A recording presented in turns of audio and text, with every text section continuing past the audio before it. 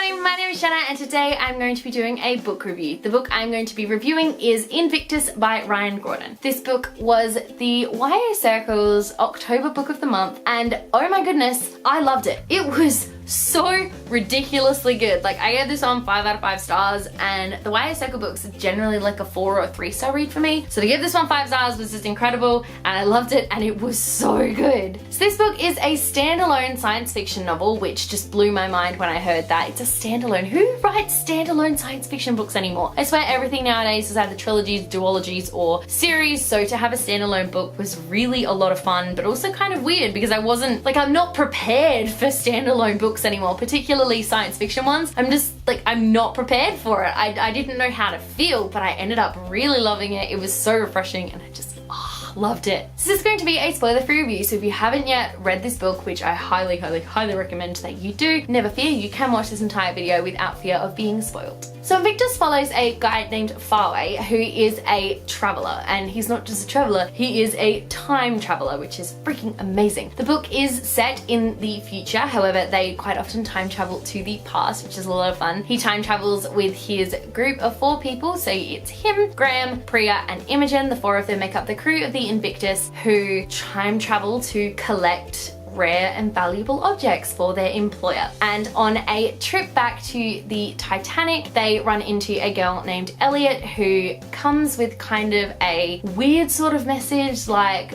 BT dubs, time is kind of going a bit whack, I'm gonna need your help to fix it. That's basically the most I can tell you about Invictus without spoiling much, but I can tell you that I absolutely loved it. I thought it was incredible. So good, so good. So I'm gonna move on now to talk about the characters, world building, plot, and also talk about one other thing, the writing style.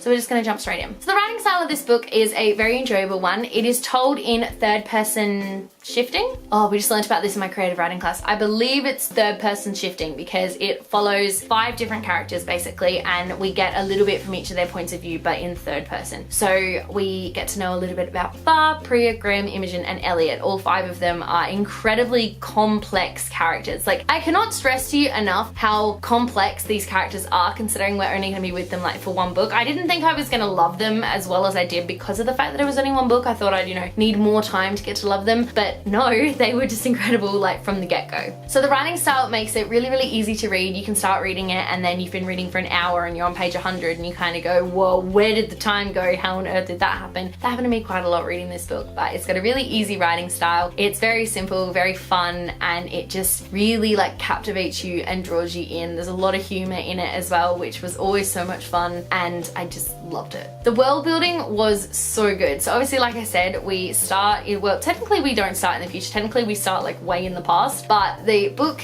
the characters are based in the future, which is something really exciting. So they're based in the future, and while we don't spend a whole lot of time there, we get enough of a picture that I knew pretty much everything about it. I could picture it exactly. I knew where they would be and what they were doing, which I thought was really exciting. And then the book is kind of a science fiction / historical fiction because we jump back in time to different places. So we jump back in time to ancient Rome with the gladiators, we jump back in time to the Titanic, we jump back in time to the Library of Alexandria.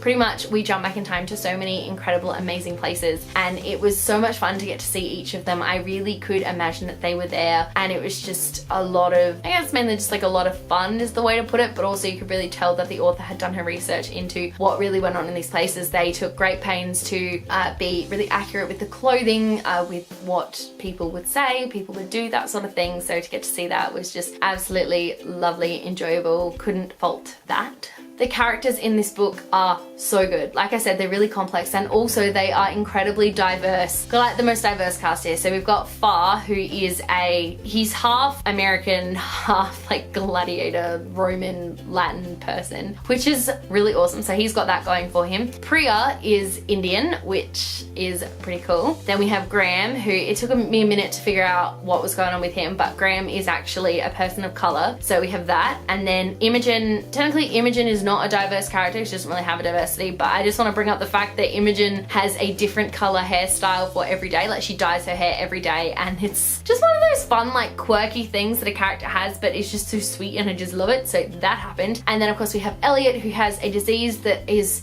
it's really, really difficult to pronounce. Let me see if I can figure it out. Okay, I'm not exactly sure like how to say it or what it is entirely, but I know that Elliot has this disease where all of the hair on her body like has fallen off. So she has no hair on her body. She's got no hair, no eyebrows, like no nothing. So she's got that as well. So this cast is so diverse, they're so complex, and they are just so lovable. I loved every single one of them. There wasn't a single member of like the main cast that I didn't love, and I miss them. Oh, I miss this book. I only finished reading it a few days ago and I already want to reread it because I miss these characters. I'm actually really upset that it's only a standalone book, because while that was really refreshing and I did enjoy that aspect of it because it meant that the plot wrapped up, I miss these characters and I want more of them. I actually want a sequel. It's not often, but I want more of these characters. The crew actually give me like serious Firefly vibes, because basically they are just this little family that live together on a ship, and the entire time reading this book all I wanted to do was rewatch Firefly, because that was literally all I could think about, like just Firefly. Also, need to mention this book contains a healthy and stable relationship, as in two characters are, by the time, so the story kind of goes, we have a little bit of backstory in like the beginning, then we have another chapter of like backstory, and then we have the story really kicking off like a year later. From that point onwards, there's a couple that are there and they stay there the whole way through the book. They're just a couple. They're healthy, they're stable, and it just threw me because I'm so not used to that in YA, especially because like when one of the characters, like when a character got brought in, I was like, oh god, is there gonna be a love triangle? Please tell me no. And there wasn't, and I just was kind of confused at the time. I was like, not used to this. I'm so used to there being like all these, you know, obstacles and whatnot, but nope, no, they just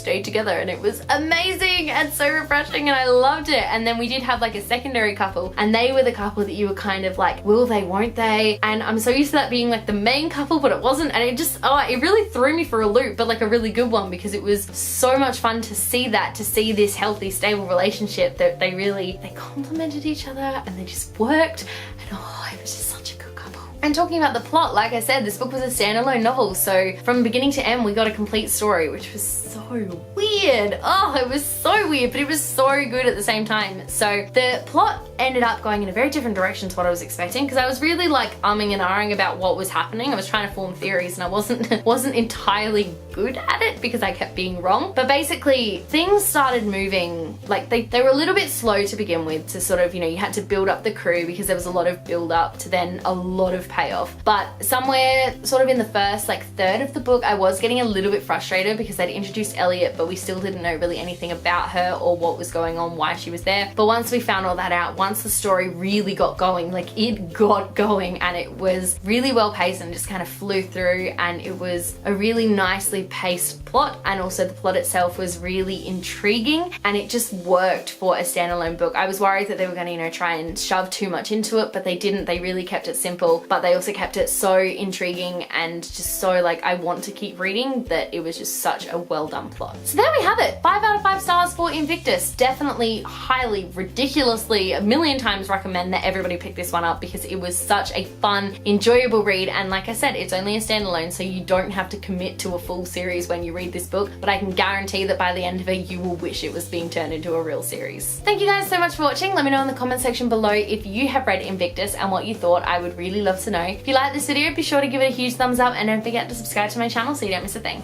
Stay random. Bye.